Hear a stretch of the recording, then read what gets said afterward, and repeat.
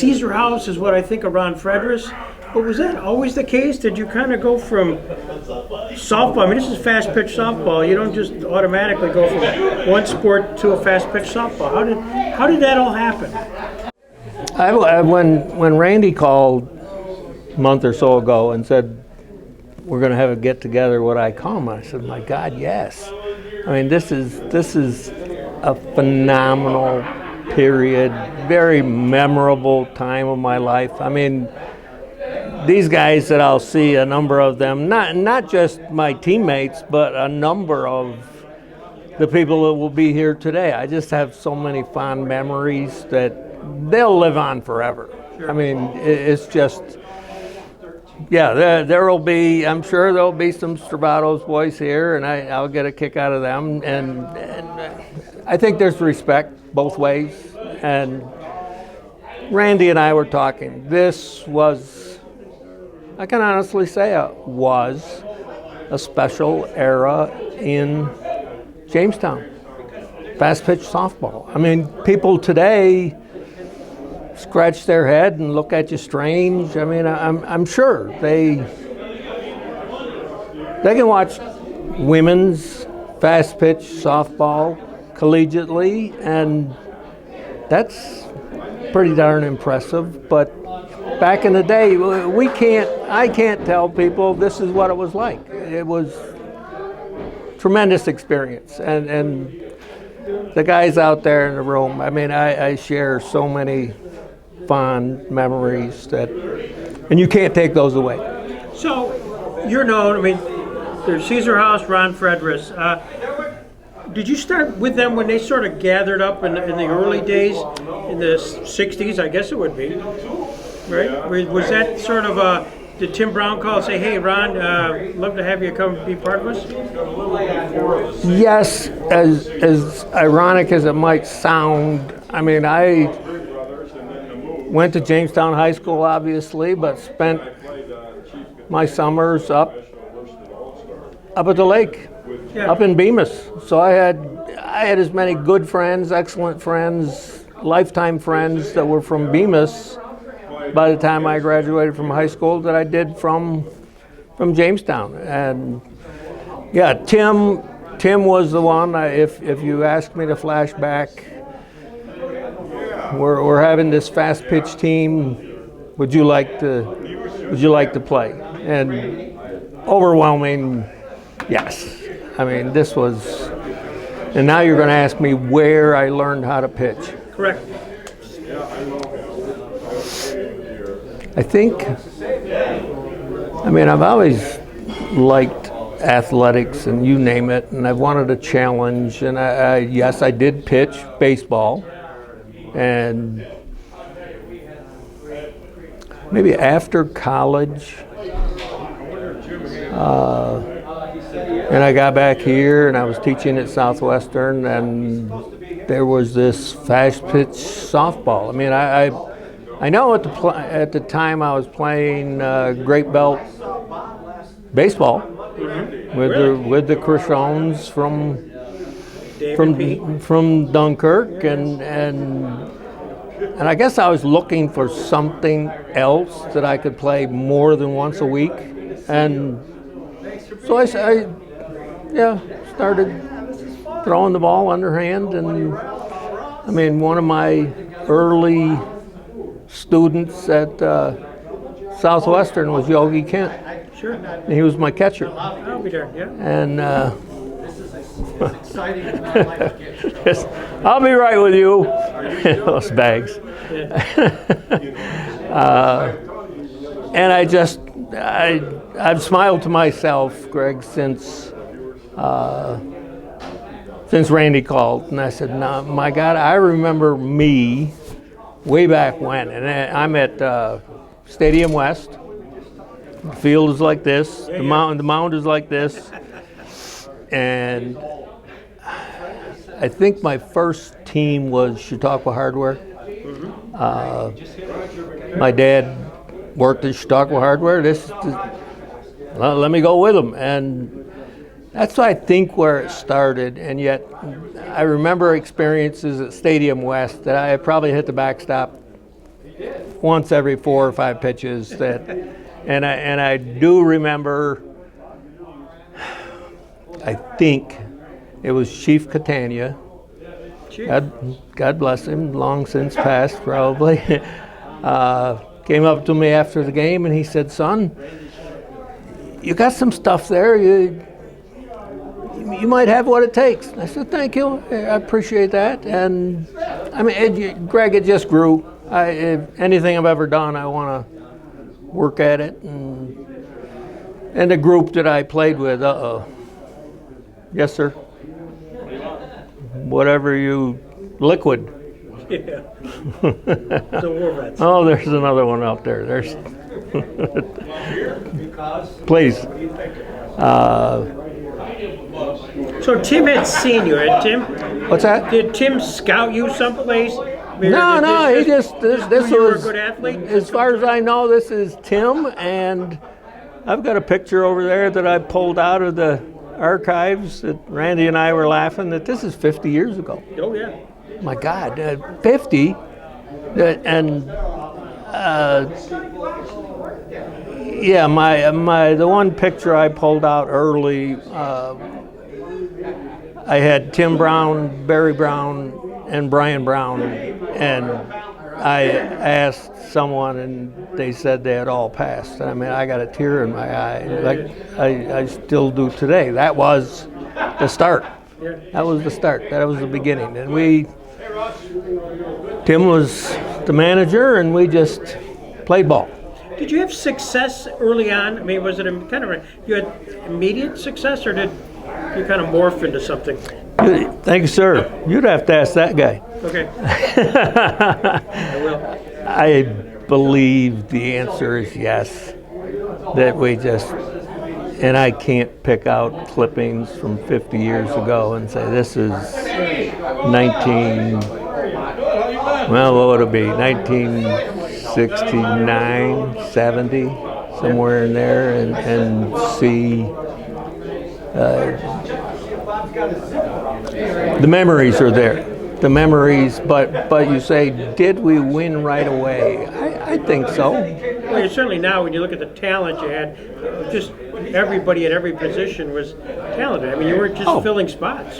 Oh, no. This is, and I would tell Bags and every one of them out there tonight that I love them dearly, that I don't think I've ever had the opportunity to say that to them. I mean, all we did was come every night, or whenever we had a game, we played. Yeah. No hassle, no snafus, no. We just played and won fast. You won fast, and of course, the games of the year were Stravato.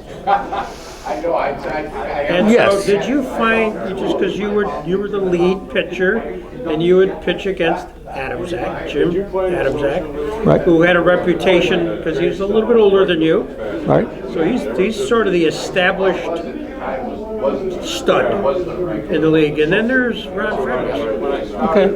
Did you sense when you were kind of matched up with him that you had a little bit of more of an energy flow than otherwise? Did they, or not? Guaranteed. Guaranteed. I mean, I always got up for that game way more than it. Nothing against any of the other teams, but oh yeah, I'd get up for Stravatos every time because, well, how many pros say to be the best, you got to beat the best, and that's where we were. And I know.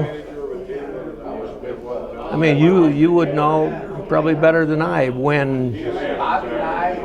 Maybe about the time we got to Stravatos and Jim, that was at the end of his career. Am I right? Yeah. Okay. So still dominant. I mean, still dominant. Still, this is who we've got to beat to win the league. And those games. And I'm sure not just myself. I'm sure every one of my teammates. That's the game you want. And you remember a game or two where you said, there was this moment, Greg, where we're 1-1 and it's the bottom of the 7th, I think there were 7 innings. True. And something happened. I mean, do you remember kind of that electric type of game? Not really, not a game, because I know I was up for every Stravatos game. You don't have to ask me, that's just bona fide yes. And I would share with you the one experience I'm sure nobody's ever had, and I read in one of your interviews or one of the articles in the paper that Bub hit a ball and tripped going around second, and the King did tell him, yeah, that's okay, boy, and Bob was pissed. And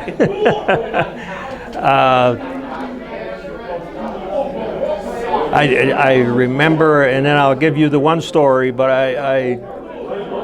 the nights at Danielson were magic, absolutely magic. I mean, Stravatos, there's 1,000 or 2 people there watching you, and it was special. At the time, everybody knows that rivalry was special, and then I think shortly into how many years against Stravatos, then I think I left in I don't know what year, and fast pitch only lasted 2 more years. And I sort of thought that was coming because there were 2, and now there's none. But the experience I will share with you, and it's at Danielson.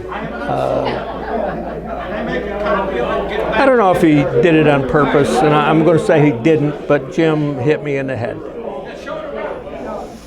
And I went down, and I'm down on the ground, and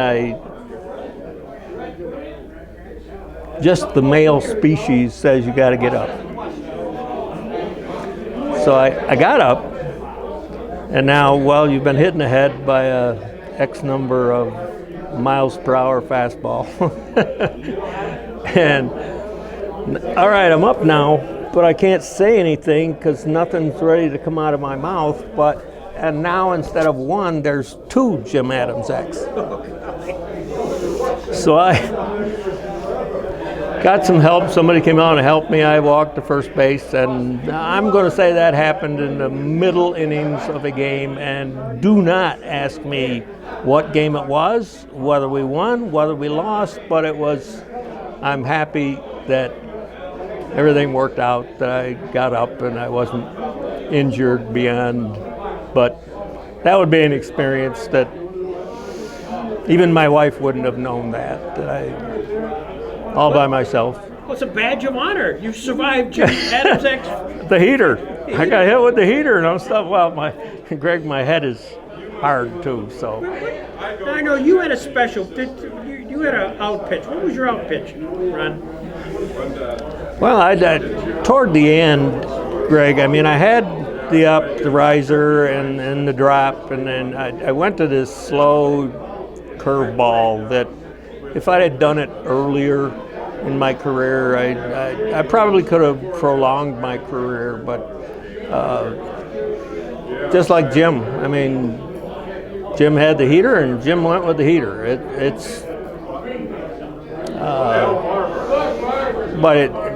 The memories are just beyond us talking. It's just, yes. And tonight I'll have a phenomenal time out there with all my friends, my lifelong friends. And this is special to the tune of, like Randy and I were talking, this is 50 years later.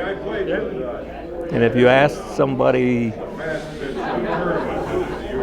what do you remember from 50 years ago?